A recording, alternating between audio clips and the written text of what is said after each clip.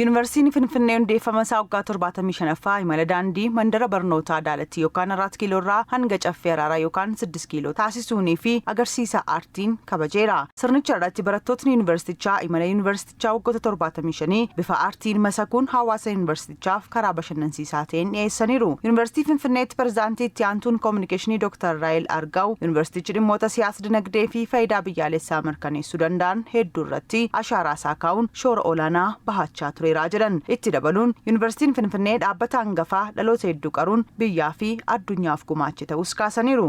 ትውልድንና ሀገርን የቀረጸ አንጋፋ ተቋም ነው ብለን ነው የምንወስደው። ዩኒቨርሲቲን ፍንፍኔ ዳበተ አንጋፋ ዳሎተ ቀሬፊ ብየ ኢጃረ ጀቹን ይደንደኛ ኢሞተ ሲያሳ ዲነግዴ ፊ ፋይዳ ብያሌሳ ሚርከኔሱ ደንዳን ሄዱረት አሻራ ኢሳ ካኡ ደንደኤራ ስርኖተ ደርበን ኬሰትስ ዲማ ወቅታዋ ብያ ቡኡረታ ሲፈቹን ሶቺ ገራገራ በረቶት ዩኒቨርሲቲቻ ታሲሳ ቱራኒንስ ብየቲት ጅጅረመ ፊዱን ዩኒቨርሲቲ ሴናን ያደቱራ አፕሌ በርኖታ ኦላና ብየ ኬሳፍስ ኢሳ አንጋፋፊ xano hedduu qoodaa kan turee fi kan jirudha. Itti gaafatamaan waajjira pirezidaantii yuunivarsiitii Finfinnee Profeesar Maatiyuus Insarmuu yuunivarsiitichi kabaja guyyaa hundeeffama isaa waggaa 75ffaa sirnoota garaagaraan kabajaa jiraachuu himuun seenaa waggaa 75ffaa yuunivarsiitichaa aartiin agarsiisuun kabajaa jiraachuu dubbataniiru.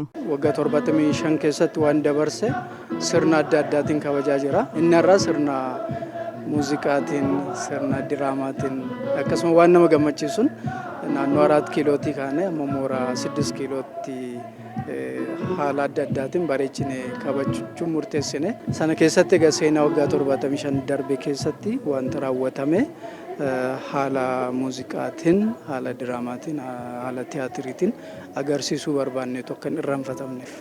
Barsiisonni yuunivarsiiticha keessatti waggoottan dheeraaf tajaajilanis xiyyeeffannoo bulchiinsi magaalaa Finfinnee barnootaaf kennuun naannawaa yuunivarsiitii misoomsuun mandara barnootaa jedhee moggaasuun wal qabatee bifa miidhagaan daandii irratti agarsiisa aartii imala yuunivarsiitichaa waggaa 75 agarsiisuun kabajuun kan isaan gammachiise ta'uu eeruun dhalootni maqaa gaarii yuunivarsiitichi qabutti fufsiisuuf xiyyeeffannoon hojjechuu akka qaban dhaamaniiru. Yerootti daandiin kun bareedee naannoon yuunivarsiitii keenyaallee bareedee giddu galeessa goodaa 4 kiilootii kaane gubbaa amma 6 kiiloo geenyutti daandii namatti tolu kanarra deemne waggaa 75ffaa hundeeffama waggaa 75ffaa yuunivarsiitii Finfinnee yeroo kabajnu akka kiyyetti gammachuu guddaatu natti dhagahama.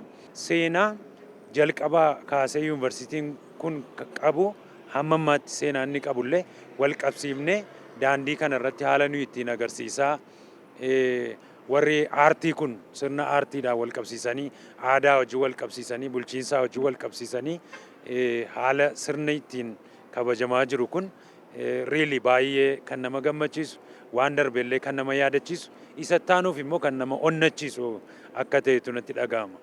Yuunivarsiitii አንደኛ ህዝቡ ዩኒቨርሲቲው በደንብ እንዲያውቅ ነው። ዩኒቨርሲቲቻ አዋስኒ ስሪቲ akka beekuu fi hubatuufidha. Kabajni ayyaana waggaa 75ffaa isaa sirnoota garaagaraan akkasiin daandii irratti kabajuun keenya. Nuti yuunivarsiitii kana sadarkaa kanarraan geenyerra. Dhaloonni ammaa immoo kana itti fufsiisuuf kutannoon hojjechuun maqaa gaarii yuunivarsiitichi qabu itti fufsiisuu qaba.